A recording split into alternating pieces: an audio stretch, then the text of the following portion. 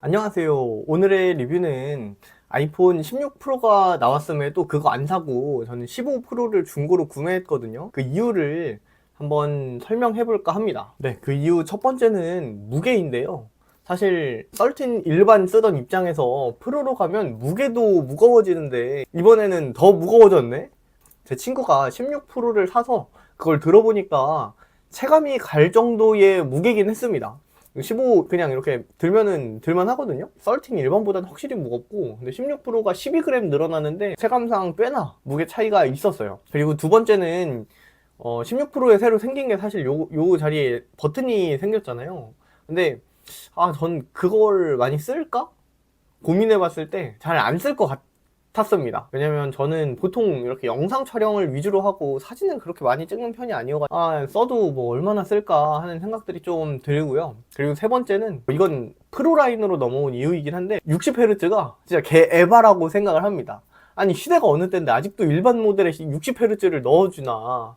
그리고 제가 13 일반이었으니까 그 60Hz였잖아요. 넘어오면서 120Hz를 맛보니까 이거 눈이 정화되는 느낌입니다. 그래서 사람들이 왜 그렇게 욕을 하는지 바로 이해했어요.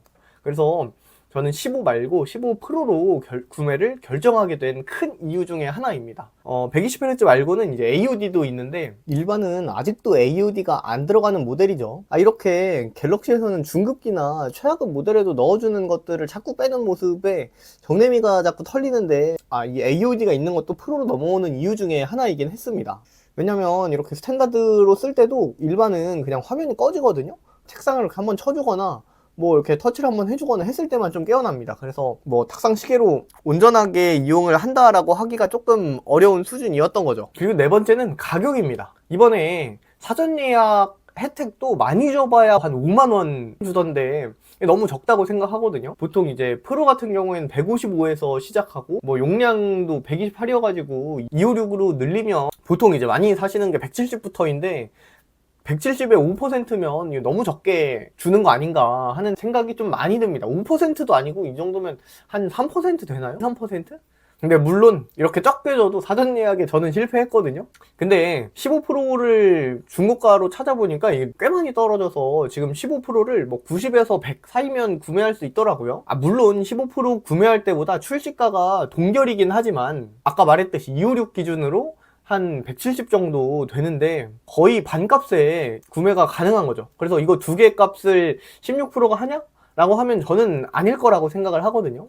그래서 가격적인 메리트도 있어서 저는 15 프로를 구매했습니다. 다섯 번째로는 이제 혁신이 없다는 건데요. 이게 가장 크지 않나 싶어요.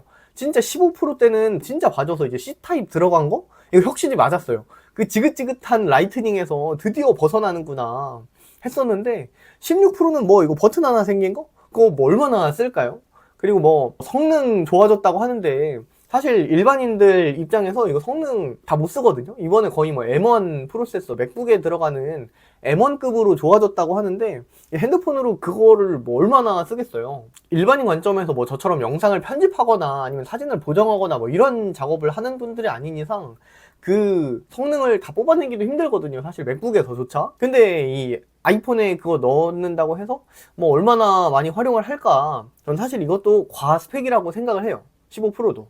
그리고 뭐 반사 방지도 들어간다고 했다가 홈페이지에서 슬쩍 빼버리고 뭐 카메라도 좋아졌다고 하는데 240Hz?